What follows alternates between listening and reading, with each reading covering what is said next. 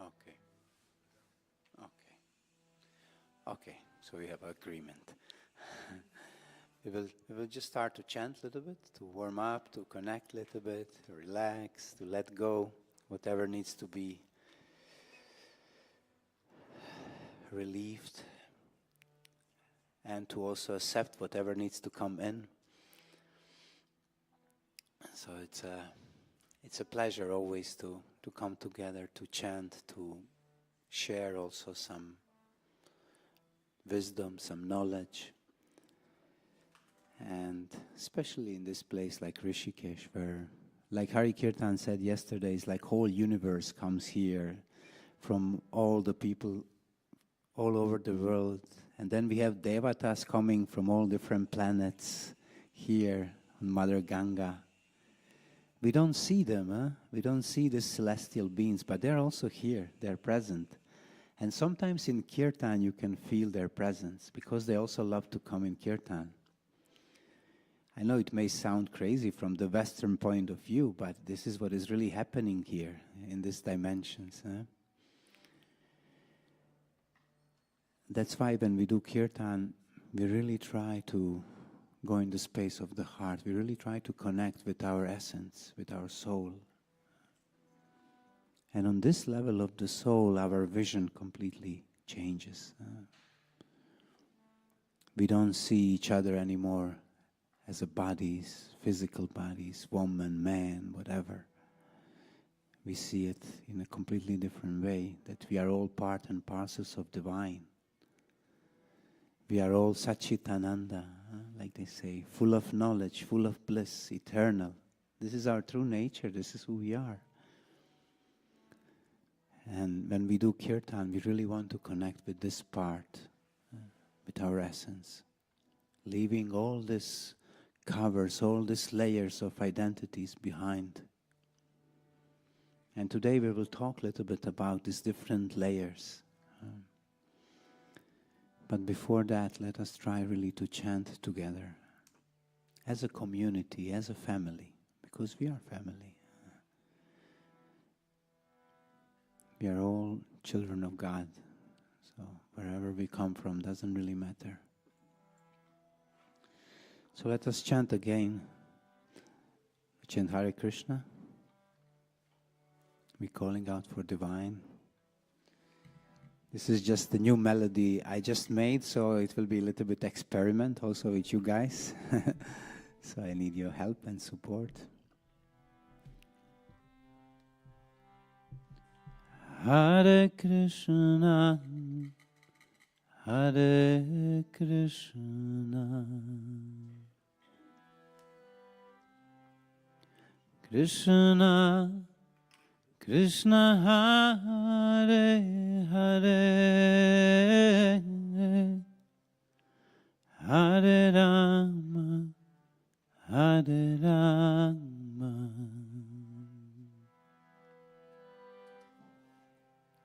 Rama, Rama, Hare Hare, Hare Krishna, Hare Krishna, Krishna, Krishna, Hare Hare, Hare Rama, Hare Rama,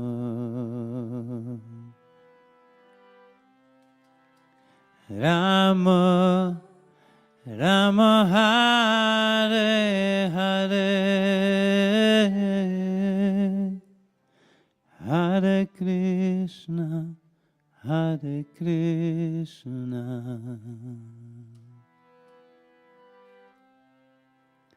Krishna, Krishna, Hare Hare, Hare Rama, Hare Rama,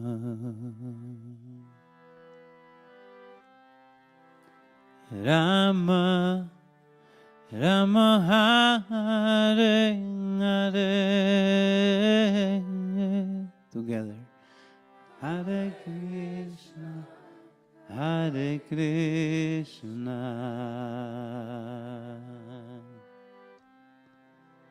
Krishna, Krishna Hare Hare,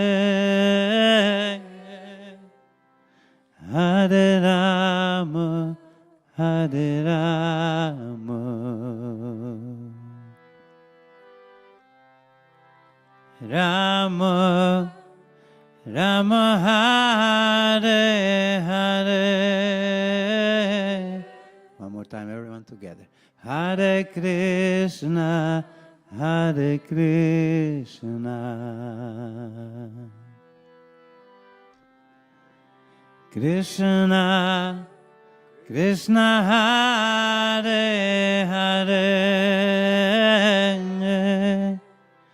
Hare Rama, Hare Rama,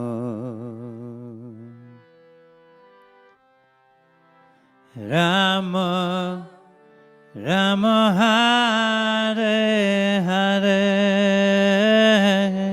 One more time, please. Hare Krishna, Hare Krishna,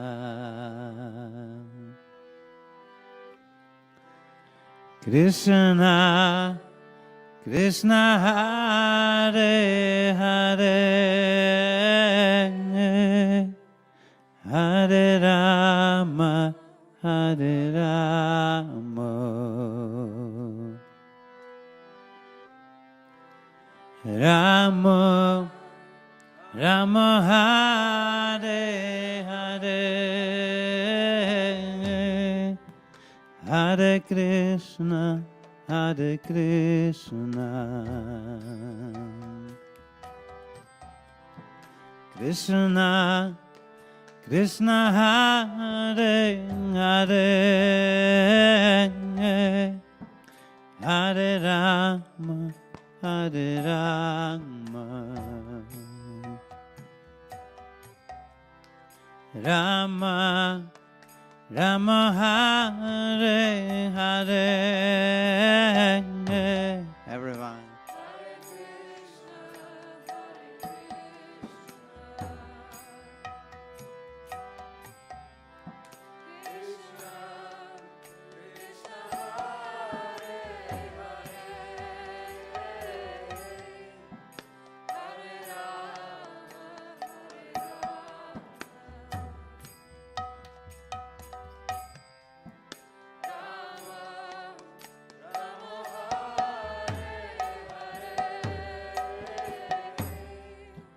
Hare Krishna, Hare Krishna, Krishna, Krishna Hare Hare, Hare Rama, Hare Rama, Rama, Rama Hare Hare,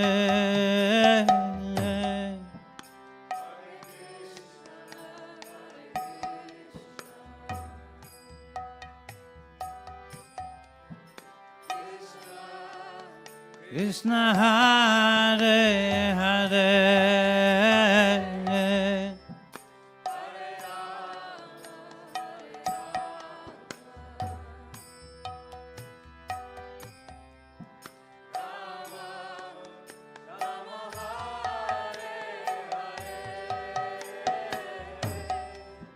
Hare Krishna, Hare Krishna, Krishna, Krishna Hare Hare, Hare Rama, Hare Rama,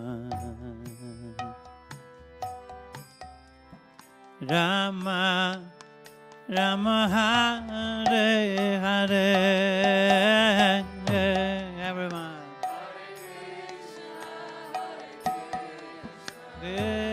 Krishna,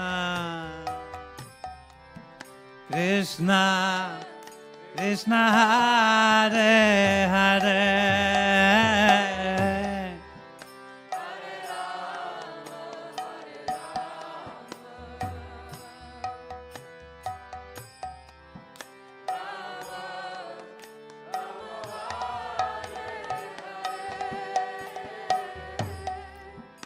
Hare Krishna, Hare Krishna,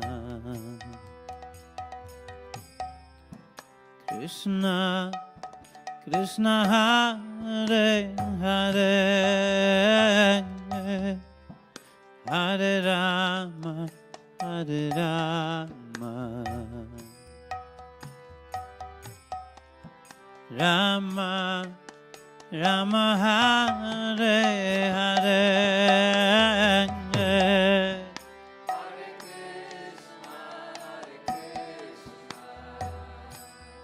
Krishna, Hare Krishna,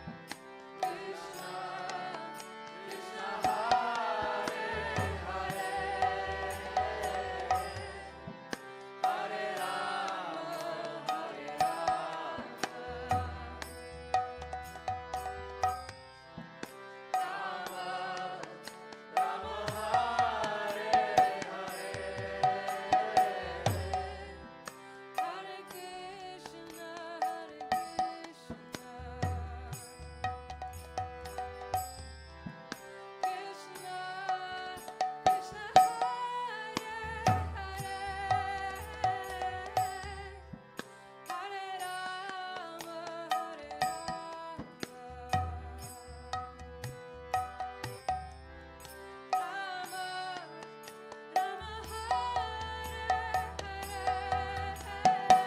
Bolo Hare Krishna, Hare Krishna,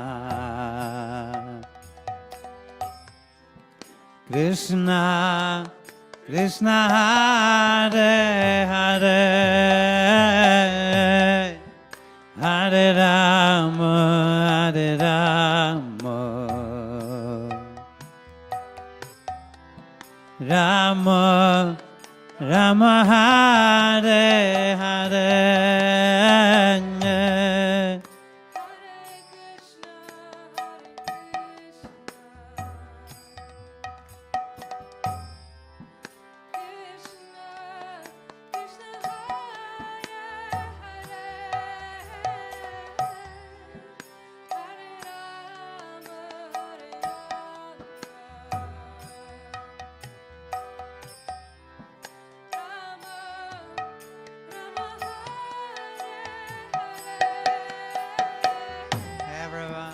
Hare Krishna, Hare Krishna, Krishna, Krishna, Hare Hare, Hare Rama, Hare Rama, Rama, Rama, Hare Hare. Everyone together. Hare Krishna, Hare Krishna, Krishna, Krishna, Hare Hare, Hare Rama, Hare Rama, Rama, Rama, Hare Hare. One more time with all your heart. Hare Krishna, Hare Krishna. Bola. Krishna, Krishna, Hare Hare, Hare Rama, Hare Rama, Rama, Rama, Hare Hare, Hare Krishna, Hare Krishna,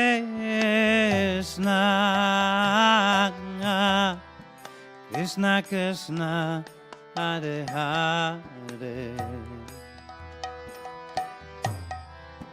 Hare Rama, Hare Rama, Rama Rama, Hare Hare. Everyone. Hare Krishna, Hare Krishna,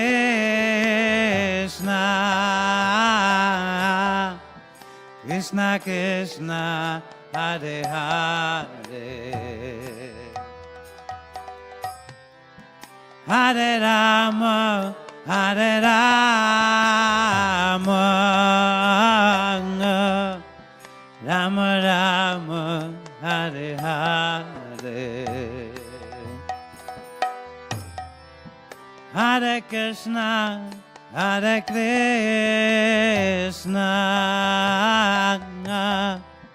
Krishna Krishna, Hare Hare, Hare Rama, Hare Rama, Rama Rama, Hare Hare. Bolo.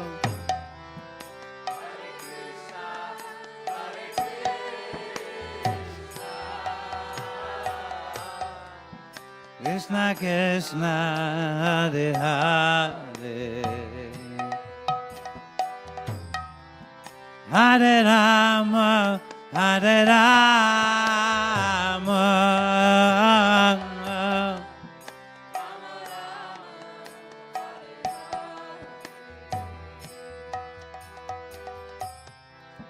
Hare Krishna, Hare Krishna, Krishna Krishna, Hare Hare, Hare Rama, Hare Rama,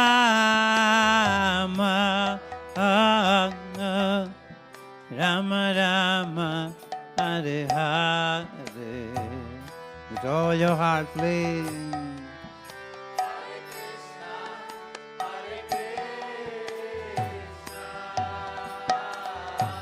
Krishna,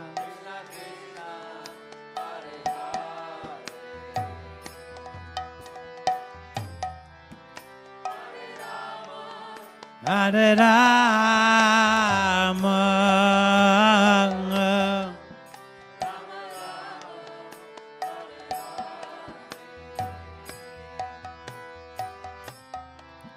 Hare Krishna, Hare Krishna,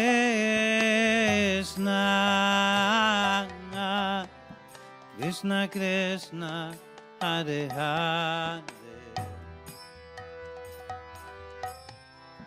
Hare Rama, Hare Rama, Rama Rama, Hare Hare. Bolo.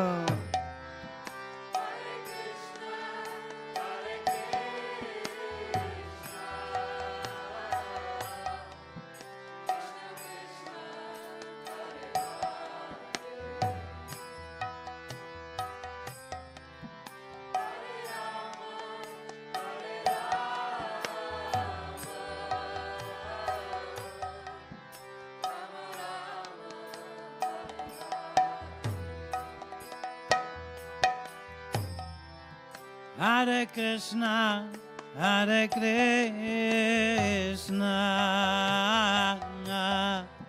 Krishna Krishna, Hare Hare,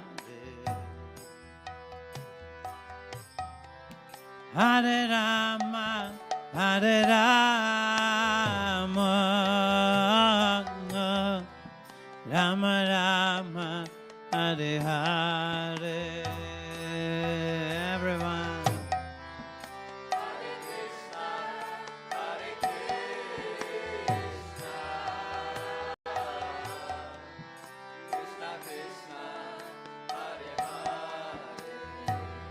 Radhe, Hare Rama, Hare Rama, Rama Rama, Hare Hare. One more time, everyone together, please. Hare Krishna, Hare Krishna,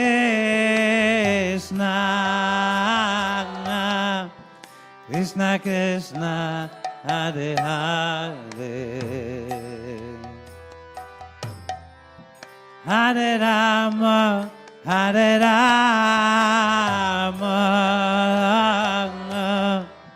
Rama Rama, Hare One more time. With all your heart, we chant. Hare Krishna, Hare Krishna, Krishna Krishna, Hare Hare. Bolo. Hare Rama, Hare Rama, Rama Rama, Hare Hare. Hare Krishna, Hare Krishna, Krishna Krishna, Hare Hare, Hare Rama, Hare Rama, Rama Rama, Hare Hare, Hare Krishna, Hare Krishna. Whoa.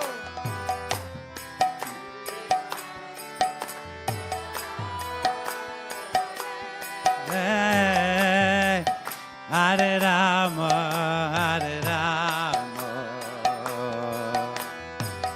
Rama Rama, Hare Hare, Hare Krishna, Hare Krishna, Krishna Krishna, Hare Hare, Hare Rama, Hare Rama, Rama Rama, Hare Hare.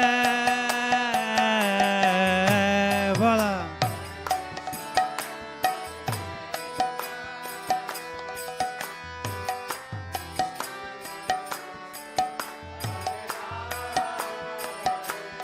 Hey, Hare Rama, Hare Rama, Rama Rama, Hare Hare, Hare Krishna, Hare Krishna, Krishna Krishna, Hare Hare, Hare Rama, Hare Rama, Rama Rama, Hare Hare. Voila.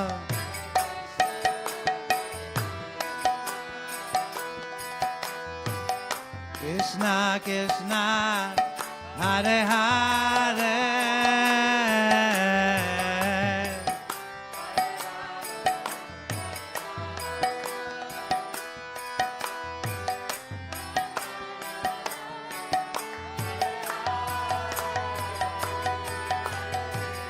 Hare Krishna, Hare Krishna, Krishna Krishna, Hare Hare, Hare Rama, Hare Rama, Rama Rama, Hare Hare.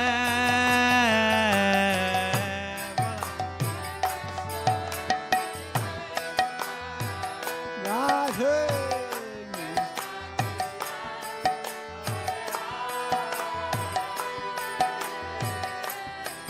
Hare Rama, Hare Rama, Rama Rama, Hare Hare, Hare Krishna, Hare Krishna, Krishna Krishna, Hare Hare, Hare Rama, Hare Rama, Rama Rama, Hare Hare.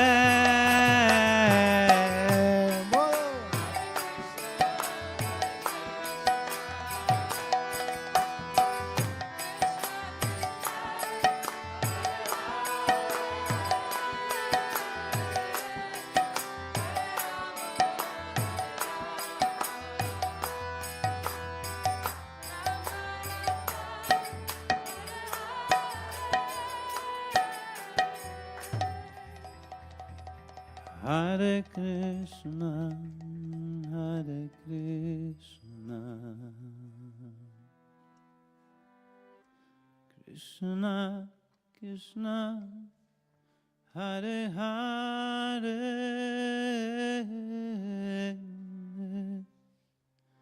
Hare Rama, Hare Rama,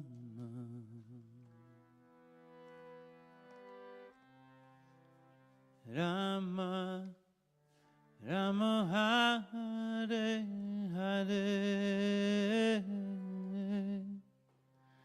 Hare Krishna, Hare Krishna,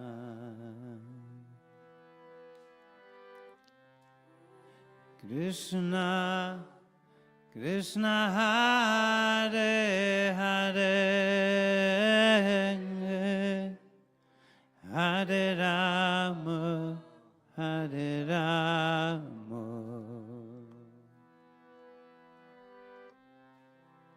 Rama Rama, Hare Hare. One more time, everyone together. Hare Krishna, Hare Krishna, Krishna Krishna, Hare Hare, Hare Rama, Hare Rama,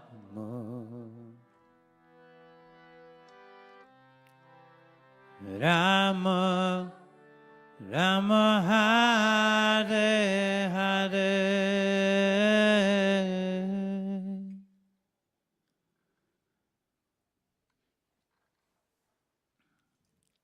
Let us just take a small second in the silence with the vibration of the mantra, in that space of the heart. Just allowing the vibration of the mantra to go deep into the heart, so we can really embrace it and store it there.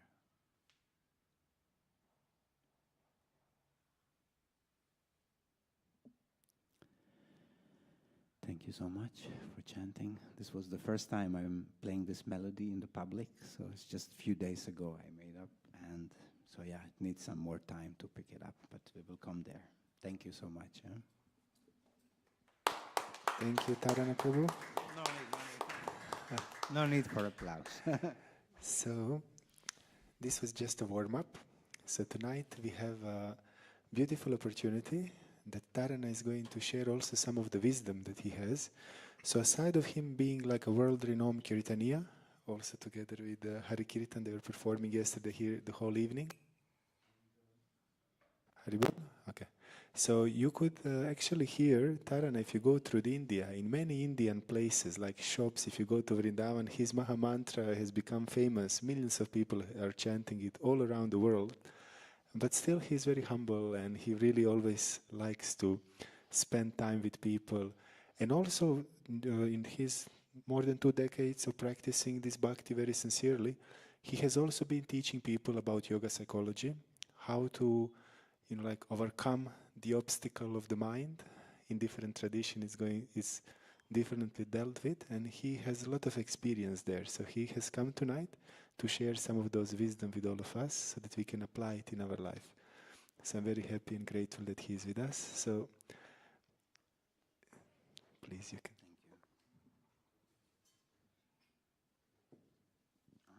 Okay, I will use it later. Okay, just looking, maybe I come.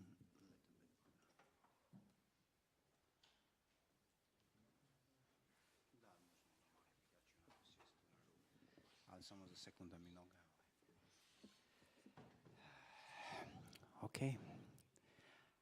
Thank you so much, everyone, for coming here this evening so that we can discuss a little bit and talk. Let's see if it will be a wisdom. I hope so.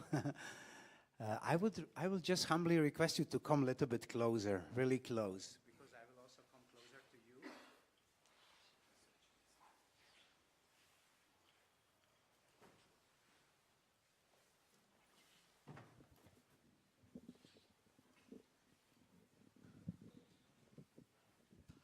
Yeah, something like that.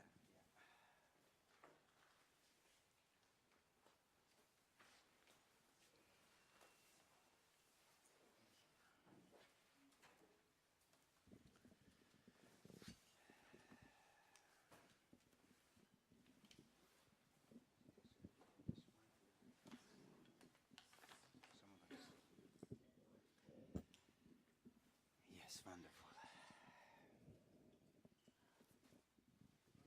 No, this is good. This is good. Wonderful. So, yeah, this is my second time, I think, here and Thursdays that we share a little bit of wisdom.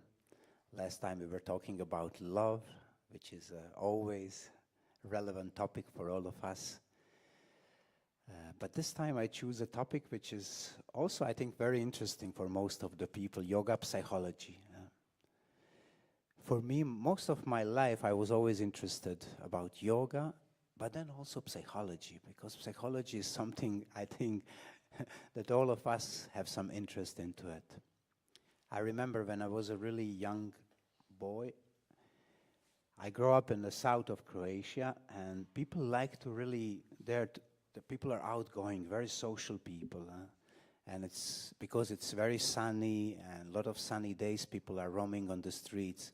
So I would just sit somewhere, and I would observe people always, how they behave, what is the body language, if I see some insecurities or something. But then I was also observing myself always. And I was thinking, what is happening inside? What is happening inside of my mind, inside of other people's mind? So that's why this subject was always very intriguing for me. So for this reason, I started to study more into the scriptures. So we have, of course, we have the modern psychologists, we have the Freud, the Jung, all these guys. But then we have also in the yoga scriptures, we have a lot of psychology going on. Even in Bhagavad Gita, there is a lot of psychology there, together with the philosophy. But then, of course, we have Patanjali Sutras, where there is also a lot of psychology. So I really started to go deeply into it, to study and to see what is there for all of us. And most of the scriptures, although they are thousands of years old, they're still very relevant for each one of us. For me, one of the biggest realization, even here, all of you can practice. You can go to Ganga, you can sit next to Ganga. And you can see how Ganga river, she just flows. She goes all the time. She never stops, isn't it? It's always flowing. And we are just sitting there and observing how Mother Ganga flows. Very similar. Our mind, our thoughts, everything is constantly active. We are always thinking about something. There are so many thoughts, there are so many emotions, so many feelings, so many desires. The scriptures said that we have so many desires, it's like waves of the ocean. They always come, they keep coming, always there. Also our thoughts, we just think all the time. Even when you are physically exhausted, so tired, you're going to sleep, but the mind is still so active. Sometimes we are so tired, but the mind is so active we can't sleep. It happens to all of us, isn't it? So I would like to a little bit go more deeper into that, to dissect all of it, that we see what are the different elements there that we need to pay attention to and how they work, what are the functions of them. So according to the Vedic knowledge, we have 3 types of bodies. The first body is the obvious one. Is one that all of us see, is the physical body. It's a gross body, you can see it. Everything is there. We can see each other. You are in the body of a woman, body of the man, or there are different types of body, animal body, dog body. There is a lot of knowledge nowadays about the body, like especially in the West, people start to go really into it. The nourishment, the diet, the exercise, what kind of exercise, calisthenics, gym, yoga, people do different kinds of stuff for the body. and then what to eat, what not to eat. Fortunately, a lot of people became vegetarian or vegan in the West. So, but we will not pay too much attention to this physical body today. I think we already have some knowledge about it. But there is another body which is much more interesting in this context. We call it subtle body because we can see it. It's a subtle. But we know it's there. We are witnessing it every day. And this subtle body is made out of, I usually say 3 elements, but it's actually 4 elements. Does any one of you know what is the subtle body made of? Huh? Prana is a different thing, yeah, but it's there. What do you think? Kind of, yes? Yeah, so similar like this, yes, Panchakoshas. We are going that direction. We are going in that direction. Karma is there as well, don't worry. So the first element of our subtle body is manas, or a mind.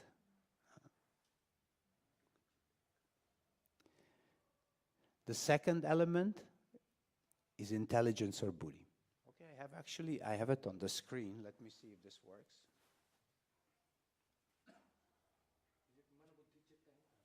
Yes. Dva prsta prema dole. No, it doesn't work. Technologia. Maybe you can figure it out. Ah, okay.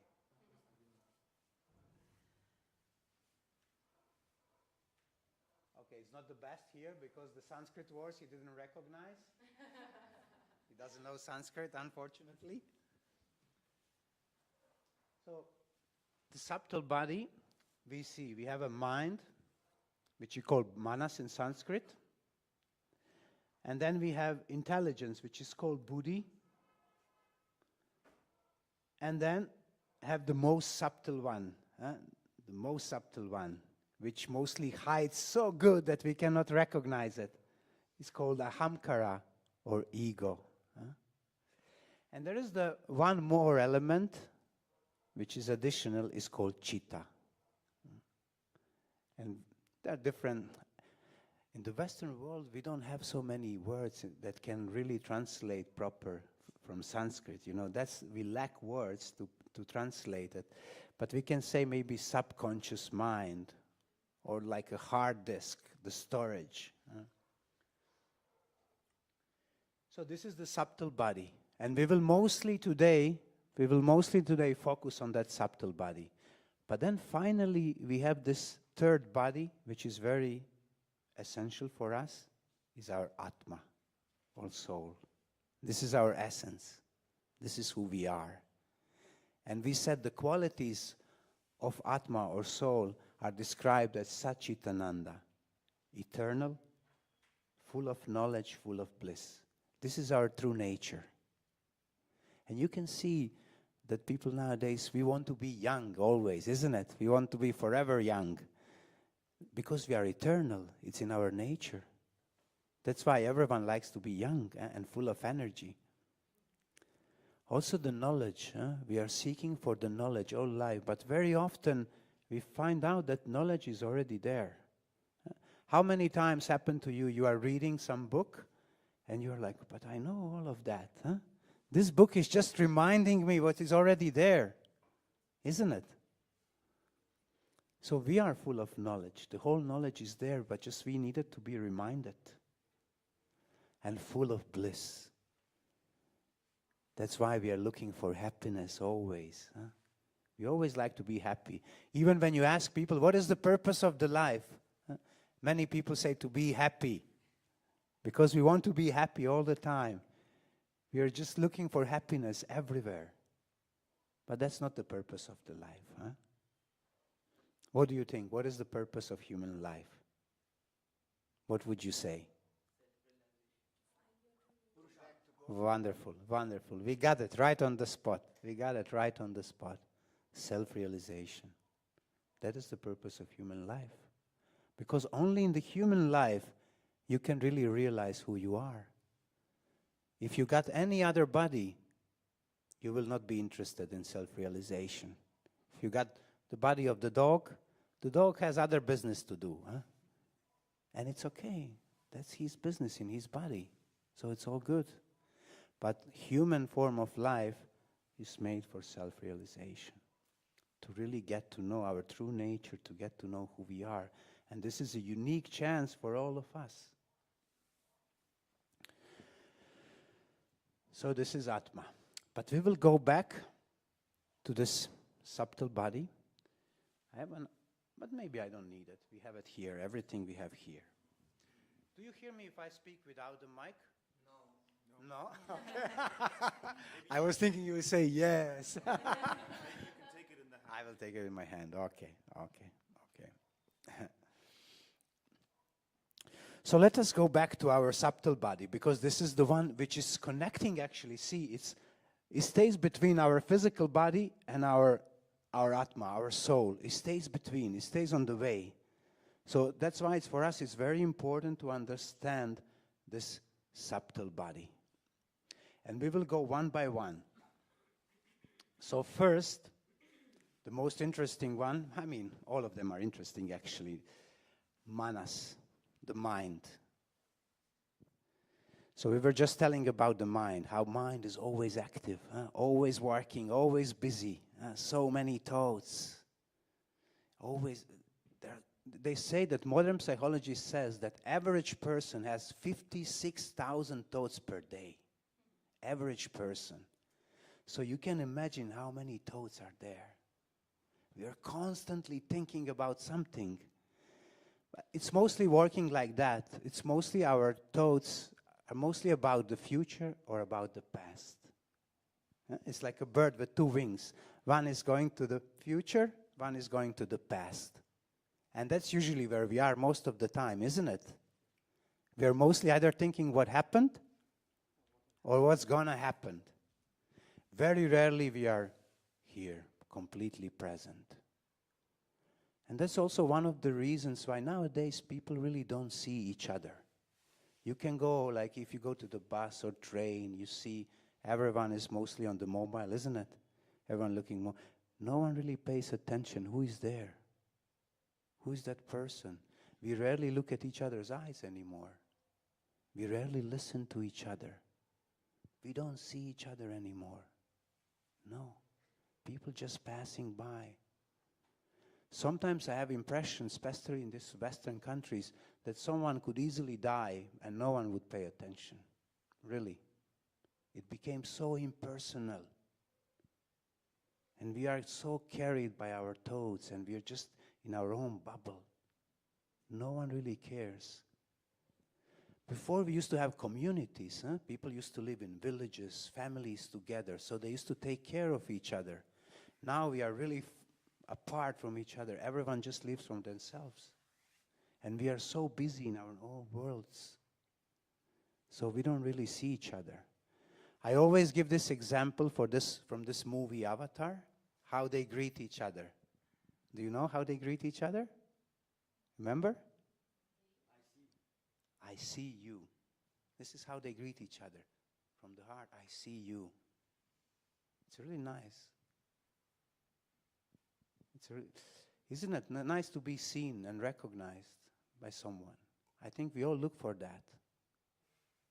Sometimes even we live together for years and we don't see each other. It happens many times. This is why it's really important that we understand who we are and what is the process going inside of us. So the first activity of the mind is thoughts. Just thinking all the time about something. There's a thought process always going on for all of us. And these thoughts, they're usually going in the circle. We think mostly about the same things. They repeat themselves. They start to create something that we call vrittis. It's like a whirlpool. That's how it's described in Patanjali Yoga Sutra, the vrittis, the translation is like a whirlpool. So all these thoughts, they go together in one big whirlpool and they collect vrittis or patterns. So all our thoughts creating this process of patterns. So we all of us, we have certain patterns. How we think and which way we act as well. Because the whole process starts with the thought, you know. We start to, first you think about something, isn't it? I will give like a very basic example, very, very basic. About maybe someone is thinking to maybe smoke a cigarette. First you think, oh, it would be so nice to smoke a cigarette. I don't recommend, Just first the thought comes, and then you maybe go back and forth, and then on the end, to hell, I smoke it. And then you smoke one cigarette. But then the thought comes again, let's smoke another one. Then you do it again, And it starts to be a habit, isn't it? You start to do it regularly. And then slowly becomes the part of your character. So this is how we create different things. So these are the patterns that are created from the thoughts. So everything starts with a certain thought. The second thing that we have in the mind, this could be surprising. Here they put emotions, but actually it should be feelings. This is a difference between emotions and feelings. So second thing is feelings. But I need you to understand, when we talk about manas or mind, don't just connect it with the brain, because many people connect it with the brain. So they think, how is this possible? The feelings are in the mind. People are very often confused with that. Manas is more like a field where we have all these things. So feelings are also we have a lot of feelings, isn't it? Every feeling is always connected with a certain thought. First you think about something, and then you feel about something in a certain way. The difference about emotions and feelings, emotion is something which it's a raw thing. Like something happens to you, and you feel tension in your body. But feelings is when you feel hurt, actually. You feel hurt for a longer time. Oh, this hurts me really bad. I feel hurt. Emotion is just a temporary thing, just what happened, raw thing. So very important part of our mind or manas is feelings. Better put feelings than emotions. And feelings is something that we really also need to understand. Try to connect always each feeling with certain thought, because it's always backing up each other, isn't it? When someone, for example, says something to you, they say something to you and you get hurt. First you think, oh, this person, he doesn't respect me. And because of that, you feel hurt. So it's the thought always which follows with the feeling. So they're always connected. They come from the same field of the manas. And then the last one is desires. Desires is something that creates our lives. Many people actually from the scriptures, very often you will hear that desire is creating everything. Everything starts with the desire instead of the thought. Because even they say that we are here because of our desires, because we wanted to be here. That was our desire to be in this world, to make all this experience. Can you believe that? Huh? Yes or no? No. Yeah, I can imagine some of you don't believe it. Yeah. Like, why would I desire to come here? But actually we did.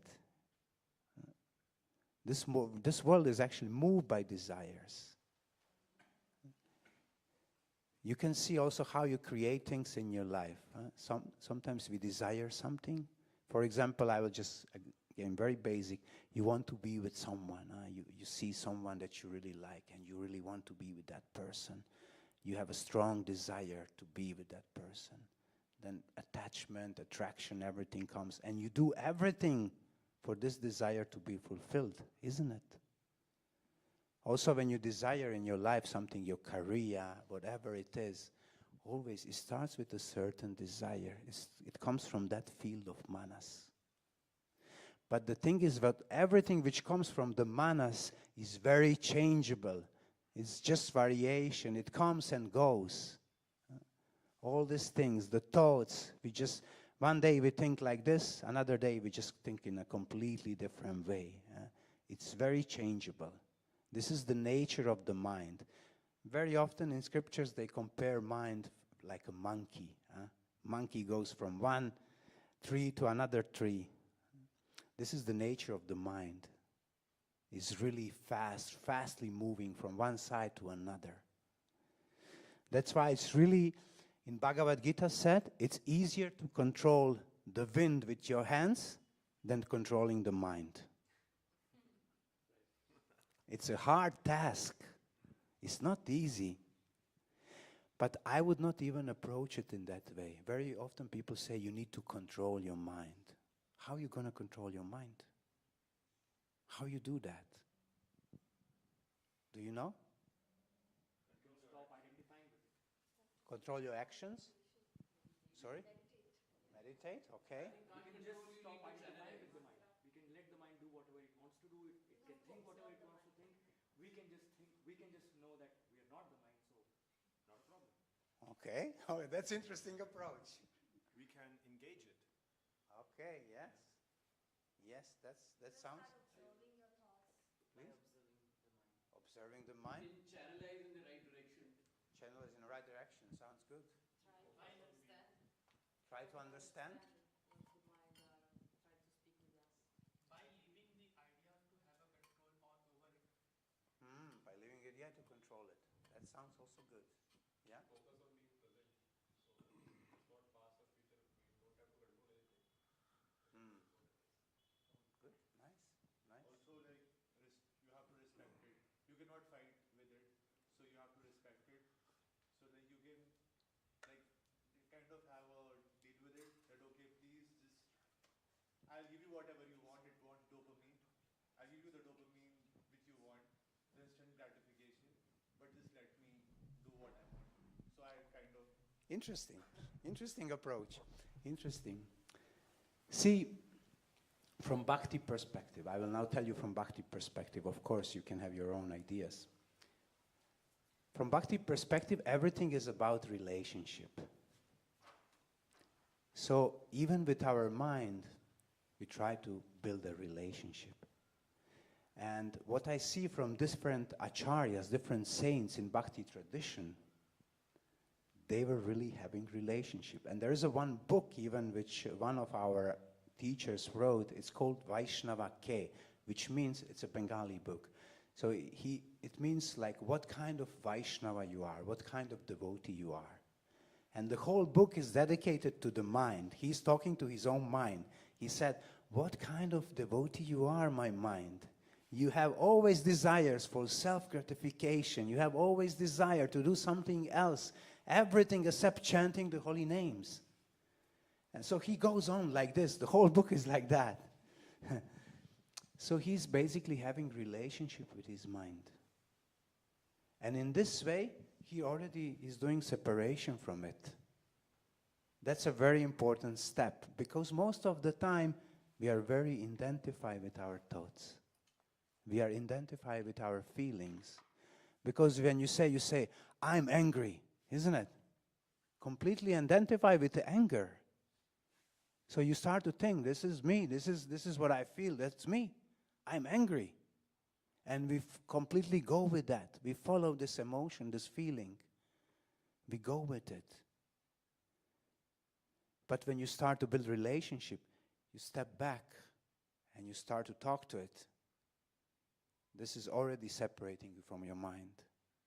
And having relationship with someone, you start to understand how your mind works. What is his patterns? And when you start to understand that, then you can start to deal with that. But if you try to force it and control it by force, it will be a very hard battle, and most probably you will lose. Huh? But when you approach it with relationship, it's different. Because sometimes, like Lord Buddha said, if the string is too tight, it will break. If it's too loose, you can't play it. So mostly in our lives, we need to find the balance. And sometimes you need to loosen up your mind as well. You need to give him something so that he also gives you something. And this is how we do with our mind. If you want to have a discipline in your life, you said to your mind, okay, now we have a time for practice. And later, we do something for you as well. And then he starts to cooperate because you give him also something. If you deal in that way, slowly, you have a cooperation. And then you can work together to the same goal. So it's mostly about relationship from my experience, but also from Bhakti perspective. Most of the acharyas, they did it in that way. Although sometimes you can hear also different approaches, because there was one teacher who said that every morning when you wake up, you need to take a shoe and beat your mind. Huh? That was his approach. So there are different approaches, definitely. But I believe for us nowadays, because we are not so strong anymore, like the yogis before and people in the ages before, their minds were much stronger than us. Their intelligence, the memory, everything was much more stronger. Nowadays we have so many distractions, and just to keep a focus on something. What do you think? Can we keep focus for 12 seconds on one thing? Yeah? You sure? 100%? 12 seconds? Should we try? Yes. Okay, let's try. Let's everyone settle down, sit in a very, very comfortable position. I will also sit. Maybe can we switch at least one of the lights? With the first row, is it possible? You can switch on the last ones. Okay, the last one. Just it's okay. There's one joke, the guy, he bought a new iPhone and he sit on it and something was like crack. He said, I hope it's my back.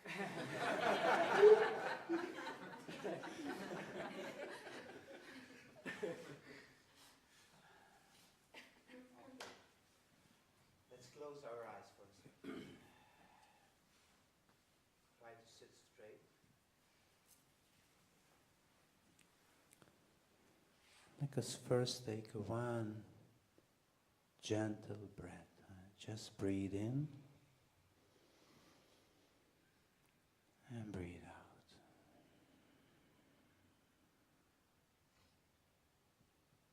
Completely shifting our awareness towards inside. And let us find now one thing to keep our focus on it.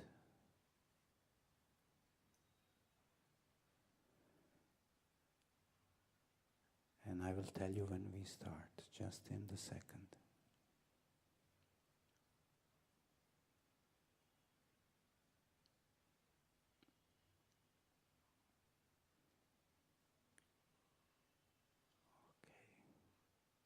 Let us start now.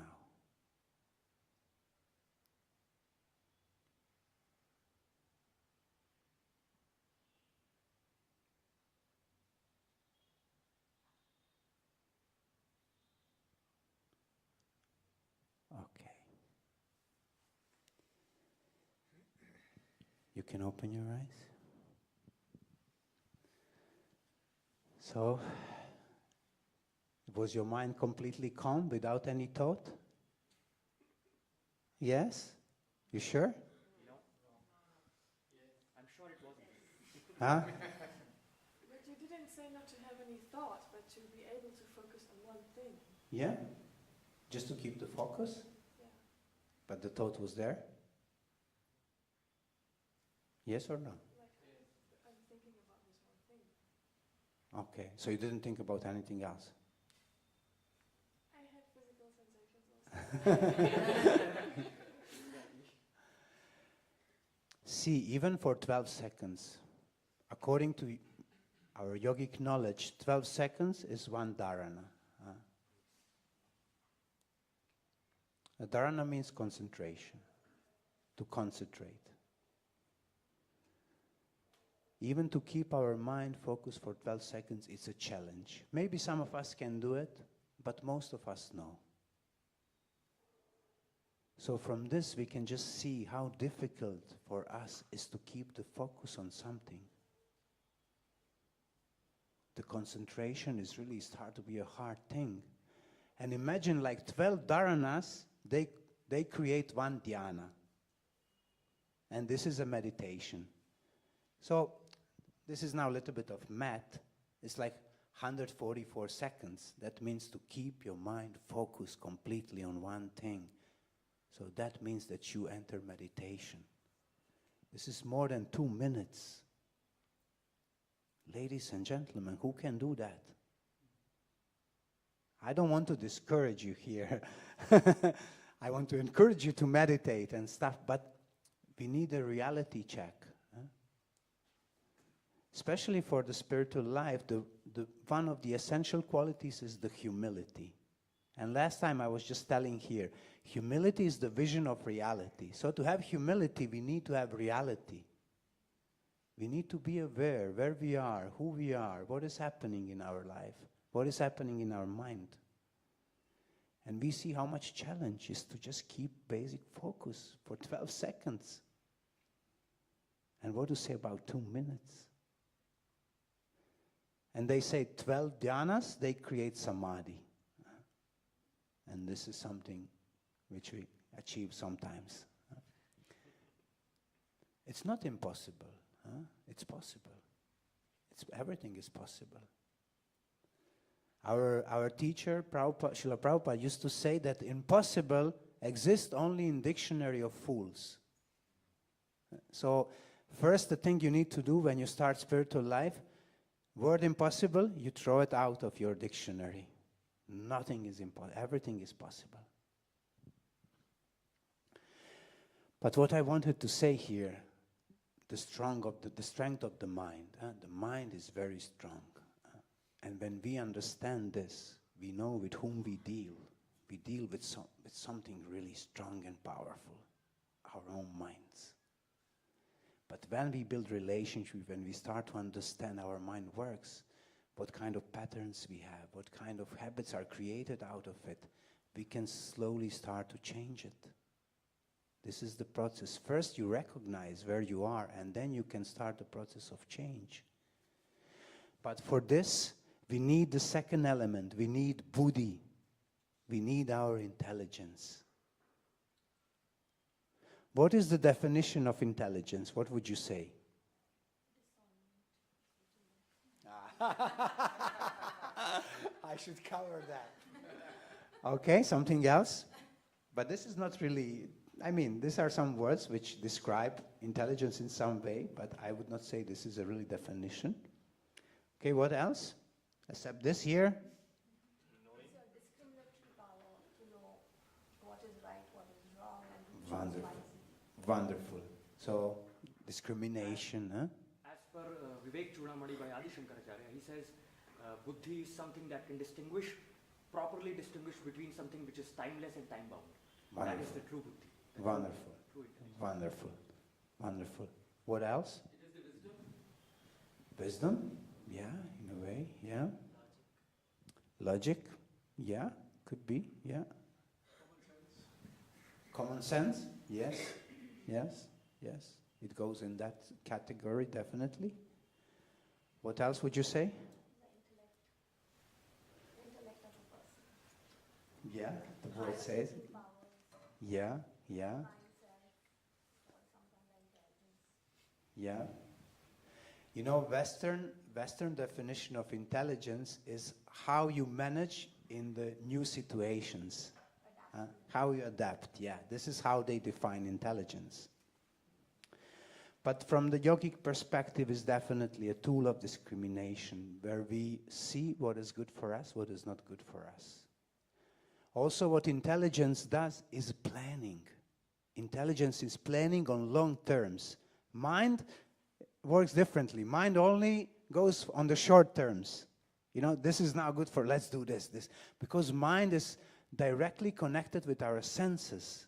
So it has a big influence of senses. So mind, he's doing only short-term things. Short-term yoga program.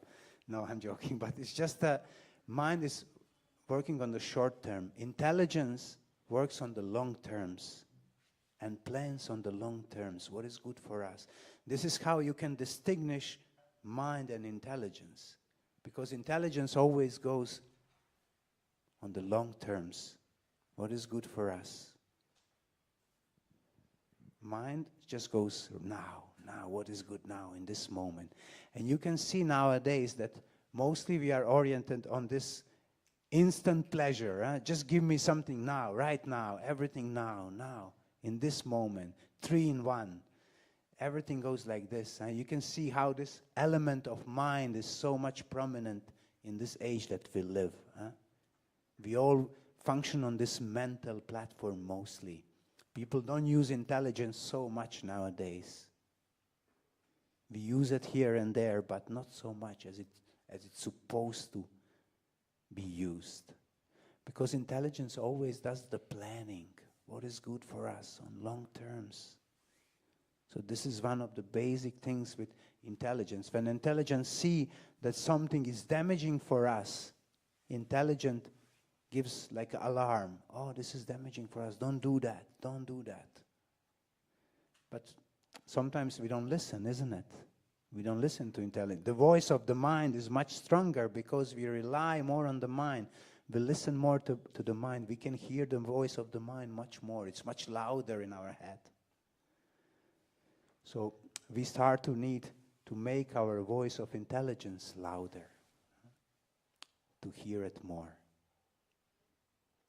Intelligence is also, it's a very subtle.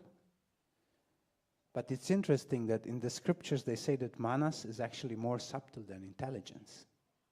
Because it hides more, you know, it hides more. It's hard to recognize it sometimes. But the most subtle element of all these elements is the third one. This one is the most dangerous one. Ahamkara, or ego. Ego, they say, it's so subtle that you cannot really recognize it. See, the main function of ego, you have it here, is identity. It identifies us. First with this body. First when you are a small baby, and then you come at a certain age, the identity starts to create. You identify first with the body. Oh, you realize, okay, I'm a man or I'm a woman, whatever you are. Then you start to know from your surrounding, where are you born, in which country, which family, everything. And your identity starts to go more deeper into these roots. Okay, I'm an Indian, I'm a Croatian, I'm a German, I'm a man, I'm a woman. And it just goes deeper and deeper, layers and layers of it. And it becomes so subtle that even in the spiritual circles, you can become a monk, and your ego also becomes a monk. Yes. Your ego becomes whatever you are. Whatever you want to become, your ego becomes that. Kirtaniya, your ego becomes Kirtaniya as well. That is even more dangerous. It can be. It's very, very subtle. You understand what I mean by that? So ego can take any form. Any form. And sometimes it's so hard to distinguish. Sometimes it's so hard to realize. Ego creates these identifications and attachments. And this is what he's doing also together with our mind.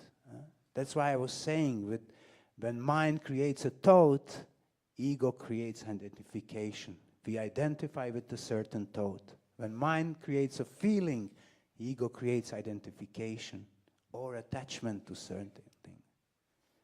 And then the identity starts to be so strong that we start to really think this is who we are.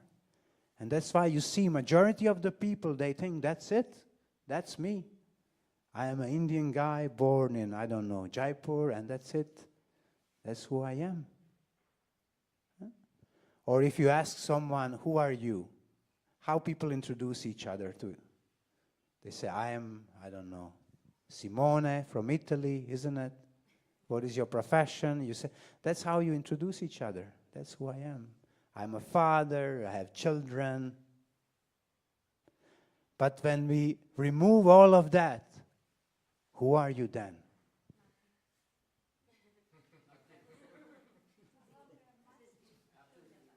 Huh?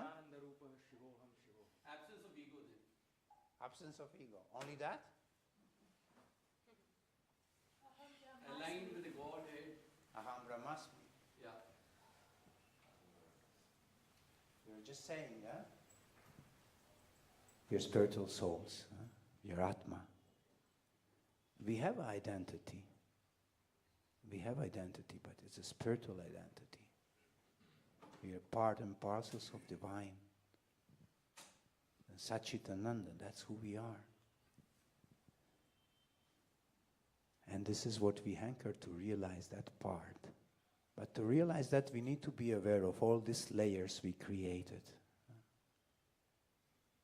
All these different identities. Very often I tell this story about Lord Buddha. There's this story about one deity that they had in one small village in Vietnam. It was a golden deity of Buddha. And they worshipped this deity for hundreds and thousands of years, the villagers. They used to bring every day the food, the clothes, everything they have, they first offer to this deity of Lord Buddha. It was a pure gold, deity of pure gold. It was a huge and heavy. So one day they get to know that huge army is coming their way. And this army was really like a violent army. They were just plundering, raping, doing like terrible stuff. So when they found out this army is coming their way, they were thinking, what to do? What should we do? Should we just leave from here? But then they were thinking, we are living here for hundreds and thousands of years. All our forefathers, everyone was here. And then the Buddha is here that we worship for generations. So they decided we will stay. But what do we do with Buddha?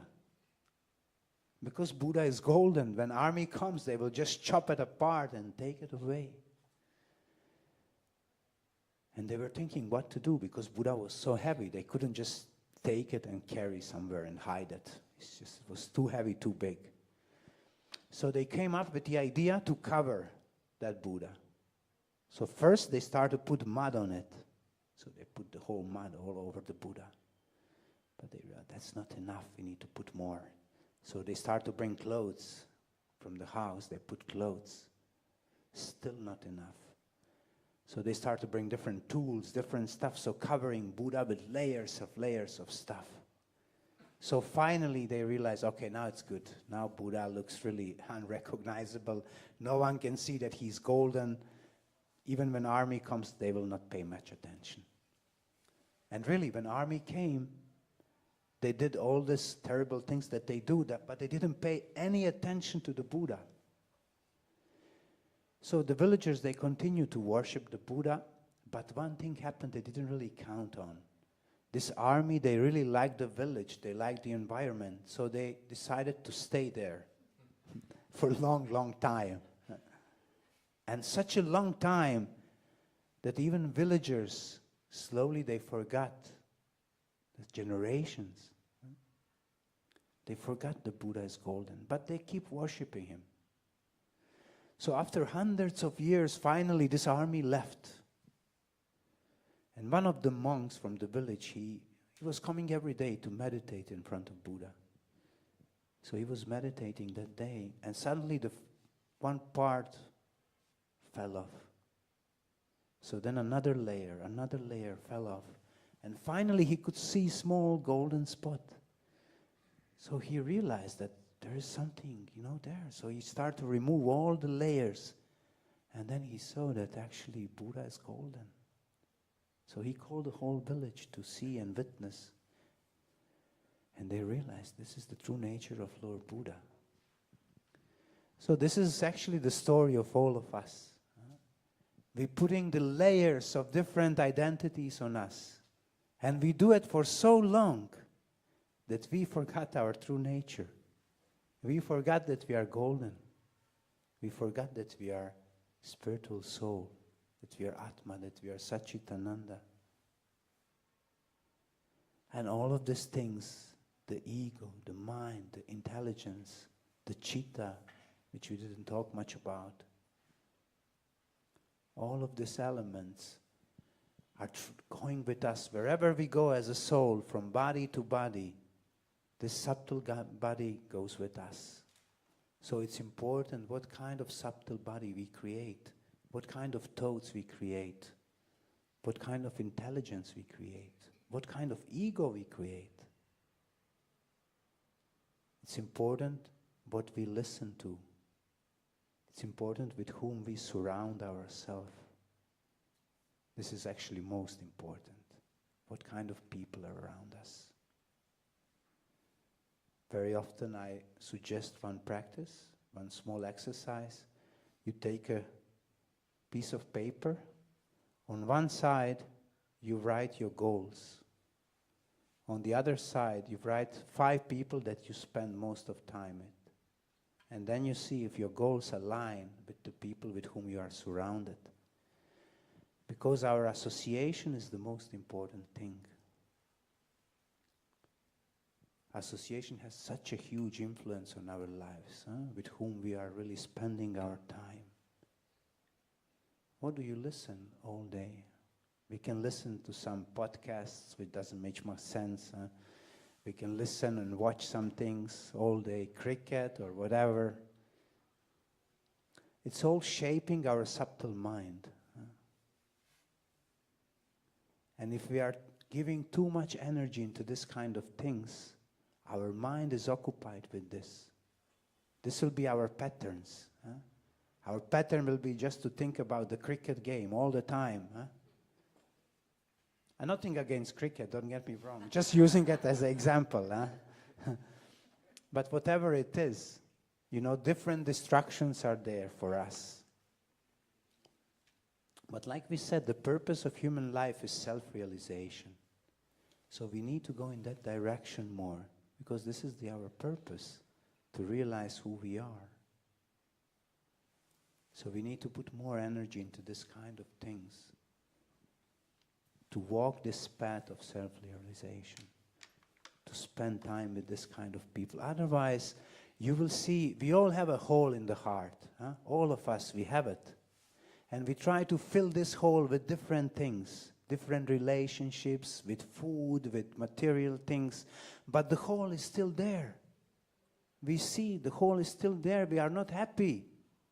We are still looking for this happiness. We are still looking for something to fill this hole. But the hole remains. And it will be there until we really put something which will fill this hole. And only love can fill this hole. But I'm talking about divine love. As I said, we are part and the parcels of divine. And if we are disconnected with our source, the hole remains. Let us really think about it. All this psychology thing, it can really help us to understand the nature of our subtle body, the nature of our mind, ego and stuff. But finally, decision is to shape it in a way that we can connect with our true self. Because like I said, our subtle body is the bridge which is bringing us to our true self. For this reason, I really humbly suggest to all of you to really pay attention what we are putting in this subtle mind. Because like I said, mind and chitta is like a storage, is like a hard disk. It collects all the impressions, samskaras. And we collected so many impressions, so many samskaras are there. Some of them are helpful, some of them are not helpful. Some of them are really bounding us to this world, bounding us to be more and more going to this circle of samsara, this vrittis and everything we create there. So just being here in this holy dham of Rishikesh, being in the presence of Mother Ganga, being in the presence of all these great souls who are here, I think it's a great moment for all of us to do some introspection, to go deeper inside, and to find like deeper purpose of our life, and maybe make some intentions, maybe make some decisions to make some changes, to have some shift in our consciousness. You are not here just, out of nowhere. You are here for the reason. And I think the most beautiful reason to be here is to walk the path of self-realization, to walk the path of love. Because, this path of bhakti, it's path of devotion, path of love. And I think that love is about everything, divine love especially. And we are all looking for love, believe me, all of us. Everything you do in your life, we are searching to love and to be loved. This is essential need of all living beings, not only humans, everyone. We all want to love and to be loved. And this is when I'm talking about this hole in the heart. It's just because we are looking for this all our life. And you will always look for this, all of us. But the source and our real connection is when we connect with the source, with the divine. And then we can find this true love, this divine love, which will fill our heart. And that's why it's important to have a good association of the people. That's why we are chanting together, being together. Okay, I will slowly stop here and open time for a few questions, if there are some questions. Or some suggestions, comments, I'm open, critics, open for everything. Yes, please. Where would you put intuition in those bodies? Or within the subtle body, I don't know. So see, this intuition is something that people put in intelligence, but even some people go further and put it as a paramatma. Paramatma is the super soul which resides in the hearts of everyone, which is actually God himself. So they say there is Atma. We didn't mention that aspect, but it's a very important one. There is Atma or a soul, but there is a Paramatma. There is divine in our heart, which is always there, but doesn't interfere any our decisions. No, it's just there. So some people go further to say it's something is this divine in the heart. But I would say intuition mainly comes, I think, from intelligence. It's intelligence. Intelligence gives us, like certain messages. Oh, this is good for you. Do that. Do that. And very often, sometimes we hear that voice, sometimes we don't hear it. But it's the voice of intelligence to guide us in the right direction. They say that the ladies have this more kind of stronger, this intuition, isn't it? They always say women have stronger intuition. And I would say so. Yes, please.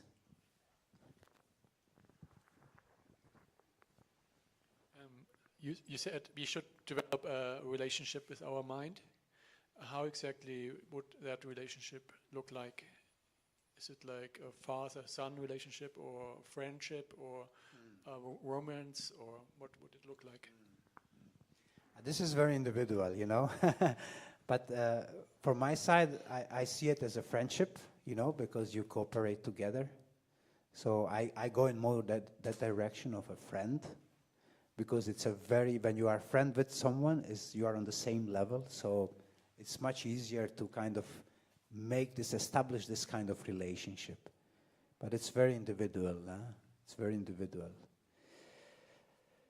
Relationship with the mind is a very intriguing topic, because not everyone will approach mind like this. Some people will try with different techniques to control the mind, like we said. And all the techniques are good, the breathing, the meditation, everything which help in that direction.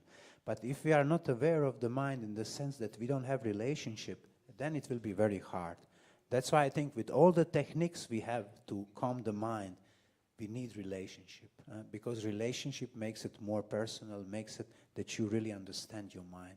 That's why this aspect is very important. But of course we can use all the techniques which are there to help us. Mantra, we use mantra, to calm the mind. But we use also mantra to connect with ourselves. Because the goal is not only to control the mind. Controlling the mind is just the beginning of it, of the journey.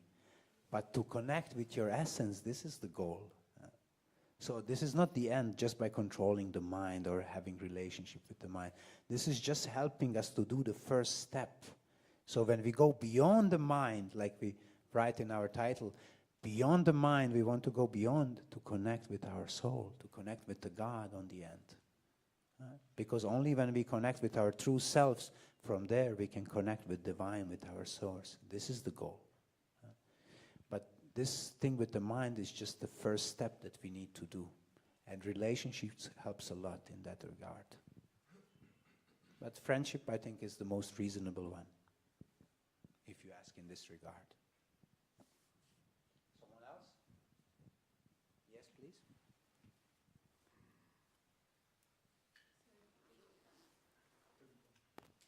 If we all understand that the goal is self-realization, why is it that it's so difficult to detach from traumas and past experiences? And any advice on how could we detach from that? That's a very good question. Yeah, all of us, we have a certain traumas. We have certain emotional patterns and dramas that continue to happen, strong samskaras in emotional field. And we cannot bypass that. This is not something that you can just bypass and go straight to Atma. It's not really how it works. So we need to face this emotional traumas, the samskaras that we have. We need to face it, we need to heal it. So process of healing is needed for all of us. We need to go through that. And that means, again, relationship. We need to build relationship also with this emotional part and see what kind of trauma we have, where does it come from, how we can overpass that, how we can embrace it really, that we take it, oh, this is part of my destiny, my karma, whatever it is in this lifetime. So when we embrace it, when we accept it really, then we start the process of healing. So these steps are needed, that we go through all the processes of healing. First we acknowledge it, then we embrace it, and then we go process step by step in the healing process.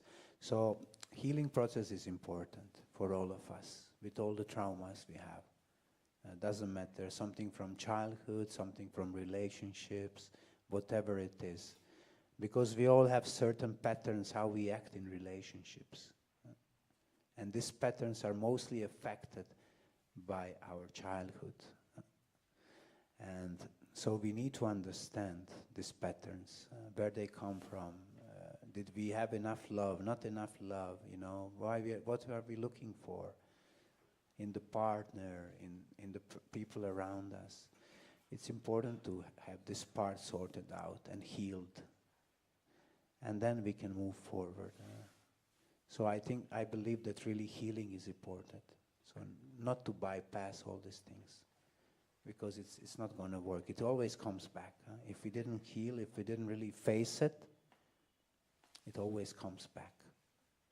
So that's why it's important also this emotional part, really to face it and to understand it. Again, build relationships there with there.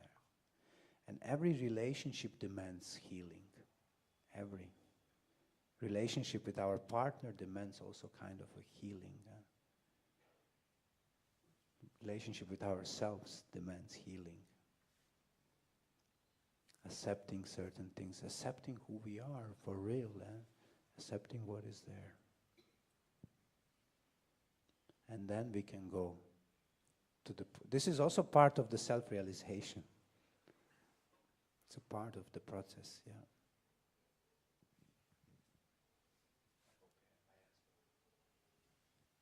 Yes, someone else? Yes, please.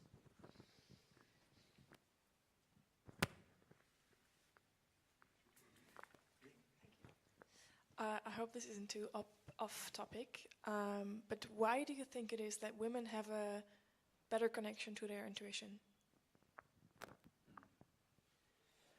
Actually, women are generally, the lady's body is more subtle than man's body. Yeah? It's more subtle in a way. So that's why intuition is a very subtle element. And You mean the physical body is more subtle? physical, even the subtle body is more subtle. Ladies are generally more subtle. Just the bodies are made in such a way. You can see the ladies are more compassionate.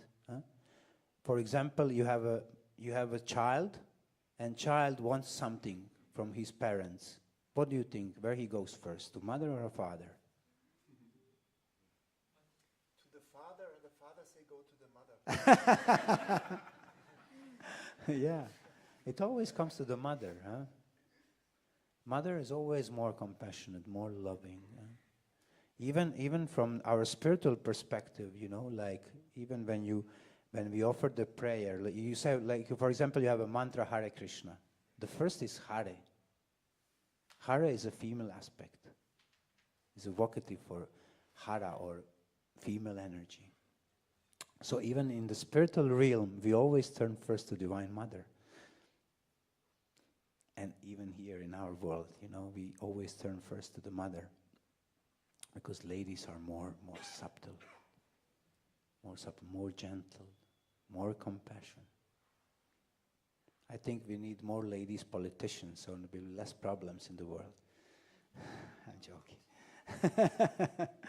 I'm joking now, but intuition is something that is very subtle, and ladies connect to it much easier. But there are men also who have a very female energy inside, and they can connect also with this intuition very well. So it's not really limited only on the physical body. It's also what is the balance inside of the body. Some men, they develop really female energy, and they can connect with the intuition as well. So it's not limited only on the body. But generally speaking now, ladies connect more with the intuition. That's a fact.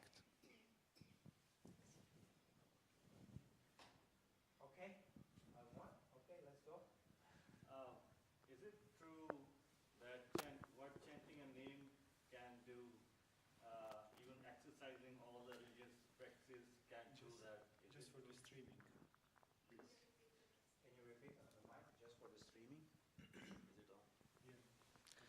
So,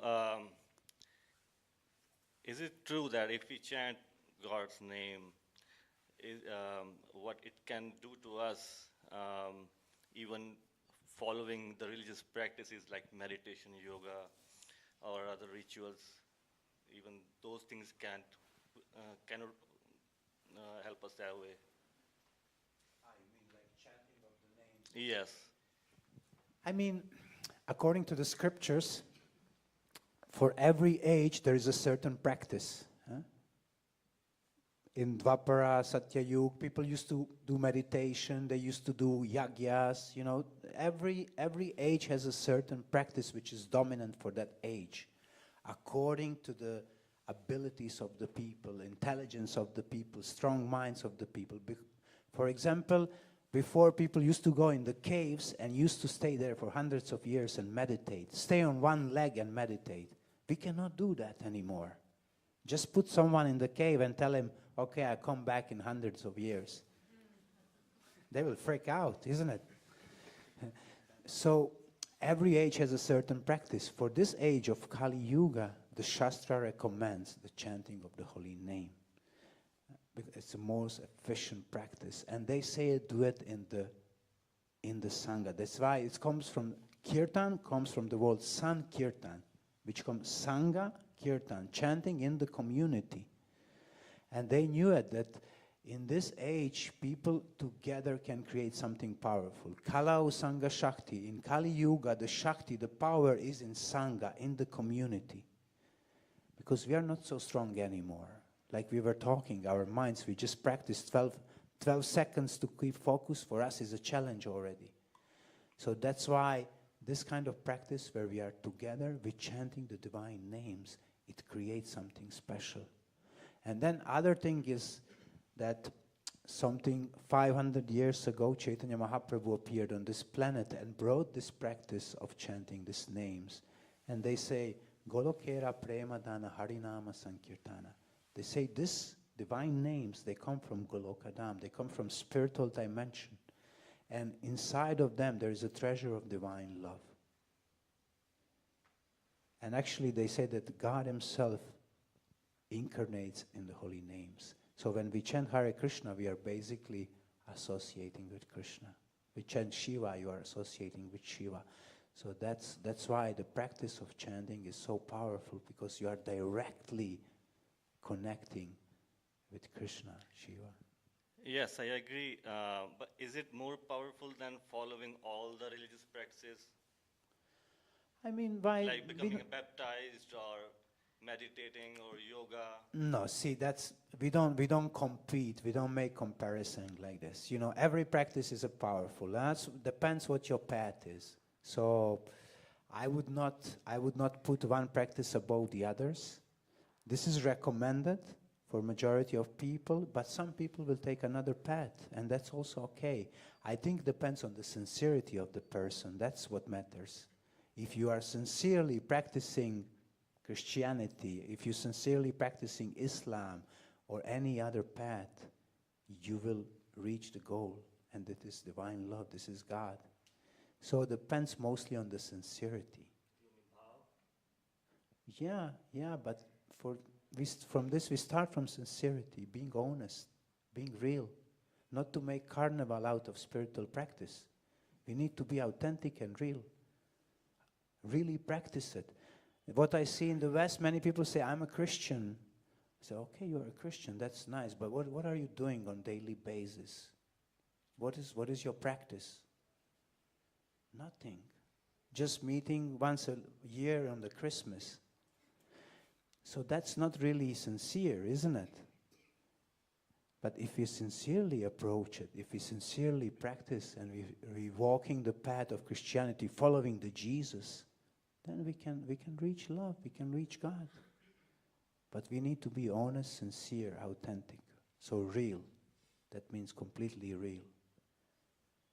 Good example of what we do and what we practice. So our words should not be different for what we do.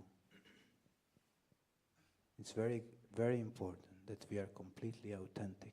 Then we are open channel for divine love. And then that doesn't really matter if you are Hindu or you're Muslim or you're Christian or whatever you are. If you are real, authentic, sincere. There are different, every process which is given is just expression of God's love for all of us. God is giving us love through different paths, but we are there to embrace it sincerely. So there is no comparison, what is better, what is not better. It's just every practice is good. It's just that we need to find our path. And when you find your path, walk your path sincerely. Be real. And then things happen. Okay? Thank you. Someone else? Okay. It's okay. This will be the last question.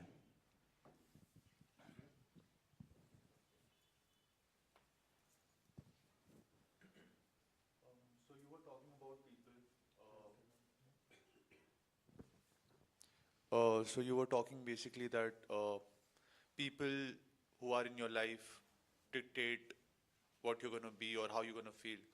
So I just wanted to know that, for example, like there are some people who fulfill you and there are some people who also drain you. So how should you choose what kind of people you want in your life and what kind of people you don't want in your life? Because I often struggle with this judgment of, who I should have in my life and who I should not, and also about getting attached, getting too attached, or getting too detached. So I just want to know what is your perspective on this. Yeah, thank you for this question. So I mean, there is a category of people that we don't really choose in our life. This is a family. So when you have family, you can't really, say, okay, guys, I'm not more, isn't it? If your father and mother, you just get it. So this is a karmic thing that we need also to accept. But then, of course, there are people who are our friends, our environment, which we are surrounded on the daily basis. This we can choose. I was before saying something, it's very important to know in which direction you are going. What is your direction? What are your goals? What do you want to achieve in this life? And then you can see people around you, are they supportive in that path? Are they support you in life and generally? Are they accept you as you are? Do you need to be someone else with these people? Are you really accepted there? Or you need to play like a role of hypocrisy, like I say in carnival. When I say carnival, I mean hypocrisy. We are very often pretending to be someone else just to be accepted in the different communities. And I see this in spiritual communities a lot. Even in my own community, yeah? I see it. It's happening. I used to do it as well. Especially when you are young and still insecure and still trying to build your own identity, still figuring out who you are. The main thing is for us to be accepted, to be recognized. And sometimes we do this kind of compromises when we really become something else just to be part of certain community. But at some point we need to make this shift and just start to be really who we are, really true self. And then we see that people around us are able to accept us as we are, that they support our direction which we are going. Are we like-minded people? Because, for example, if you want to walk spiritual path and people around you are walking in completely different direction, they want you, let's go to the party, let's go there. I mean, no judgment, but, they're taking you in a different directions. They become distraction on your path. So when you see that someone is a distraction, that someone is draining you, then you need to consider, are this really my friends? Are this really people with whom I can walk this path? So we really need to distinguish who are people who support us to grow, to evolve as a human beings. And in this way, we can really choose, what kind of people we want to have around us. Sometimes even our friends don't need to be really spiritual if you want to be, but at least they support our path. And that's already something, It's not that you need to have all spiritual friends. Sometimes your friends will be maybe in different interests, but they support you, they respect you, they accept you as you are. Then this is okay. But it needs to be very clear that people around you are really support, that they really care for you, and that they can really see you also who you are, that you don't need to play roles. Just one thing, I feel that why do we seek their acknowledgement anyways? Like for example, even if someone is not supportive, or if he's on a different path and still he's my friend, why do I need his validation or his acknowledgement? I could just accept that, okay, your path is different, my path is different, we can still be friends. So why do we seek acknowledgement or validation from others? Like, this is something which I don't understand. No, you don't need to seek for validation. You don't seek for validation. Because when you know who you are, you don't need validation from other people. That's the thing. But just the environment, if environment is pulling you in another direction, if you are not strong enough, you will just go in another direction. Because we are really shaped by our surroundings. If we admit or not, with the time, it really... That's why, for example, when Chaitanya Mahaprabhu was asked, what is the most important thing in the spiritual life? He said two things. Now, I'm talking this from Bhakti perspective now. He said chanting of the holy names and association of devotees. But if we need to take one of those two things, he said association of devotees is more important than chanting of the holy names. Because in a good association, eventually you will chant. What you gonna do if you have all devotees around you? You chant. But if you are not surrounded by devotees, surrounded by other people, it's just a matter of time when you're gonna stop chanting. So for us, association is really important because we are social beings. So it's important for us to be surrounded with people who have a similar lifestyle, like-minded people, people who support us. It's not that we seek for validation. We don't need to seek for it. We know who we are. But we want to be surrounded with people who are supportive on our path. People with whom we can share our realization. People who will uplift us as well, inspire us as well. Because we are human beings. Huh? Sometimes you have a bad day, sometimes you have a good day. All of us. Huh? It's not a straight line. Huh? It's always ups and downs. That's why sometimes you need someone who will bring you up. Sometimes you will be the one who will bring up. So we need people with whom we walk the path together. That's why it's important that we have friends who are there with us, walking the path. You're welcome. Okay, we stop here. We can go on for hours, but this will be just too much. So I think we said many things. I mean, this kind of workshop, usually I do more interactive with a lot of exercises and stuff, but we are limited with the time, so we couldn't do that. So I try to just do like a short presentation of everything. I hope you got something out of it, and I hope it will be helpful, at least a little bit, for your life. Thank you very much for your attention. You were very attentive and nice audience, so I really appreciate it. And yeah, I wish you all the best. Tomorrow starts the Kirtan festival. I'm warmly inviting all of you to come to chant with us. From tomorrow, we just do chanting. No philosophy anymore. So thank you from the bottom of my heart. I wish you a nice evening and see you tomorrow, hopefully.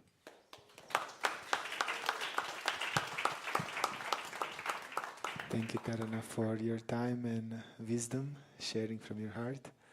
And like Tarana said, we will stop the programs here now for the next 6 weeks. So there will be no Kirtans now here on Wednesday, Thursday and Saturday. The Kirtan festival is starting in Ananda Dham. It's going towards the Lakshman Jula.